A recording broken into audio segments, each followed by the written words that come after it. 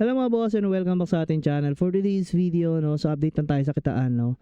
So napagbenta na tayo ng 8K daya. So ito yung na-farm natin, na napagbenta natin. Yung unang 1K is di ko na na-screenshot kasi 1K lang naman yun. So tignan natin dito sa trading mga boss. Ayan, sa sale history. So pwede palang re-register na natin yun. 4.8 pag nabenta lahat, no.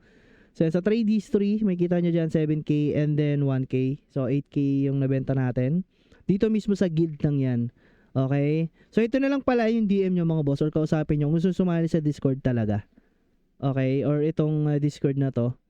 Kung gusto nyo mag-active dito sa H1 at sumali sa Discord. So payapa dito mga boss dahil nga hawak ng mabubuti loob itong server mga boss. So halos lahat ng boss is napapatay nila. No? So hindi na lang ako nakakasama ngayon, medyo busy tayo. So pag nagbossan sila, lahat to is na papatay nila mga boss up to level 100 kung di ako nagkakamali. Kasi malaking bagay yan lalo sa achievement mga boss.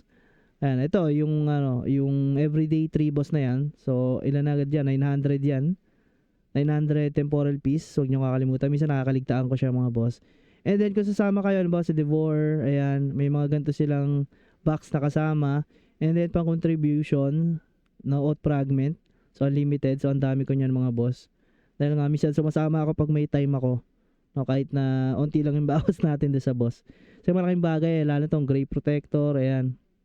Repeatable yan mga boss. So 1.8 every day. So kailangan talaga is mapatayin nyo yan every day. Di ba? So ako 3 days ko nakaligtaan kasi yan eh. Kaya sayang eh. Anyway, ayan. So Silent Waves, Swelling Waves. Ito, parang ano to mga tigasing boss na to. Hindi ko kilala yan mga. So anyway, yan lang. Ganun lang ginagawa ko. Mission. And then sa dungeon, di ko na ginagawa to. Naggagarbana na lang ako mga boss. Kasi may mga kuha dyan pambenta. Lalo na kung makakachamba ka. Okay, ng mga yan. So nabibenta yan yan dito sa server namin. So ito, hindi ko na masyadong ginagawa. Yung time na i-consume na ito, sine-FK ko na lang doon sa farming spot ko. Okay, kung saan ko siya hindi kaya. So yan, hindi naman nababawasan yung pots natin sa mga mobs na kagaya na ito. So kahit 87 or 90 is kayang i-sustain basta pa isa-isa lang no nitong character natin. Okay, so comment nyo down below kung gusto nyo makita yung stats ng character na to mga boss pang farm natin dito. So hindi ko na nga ginagamit itong plus 12 na Storm Knuckles.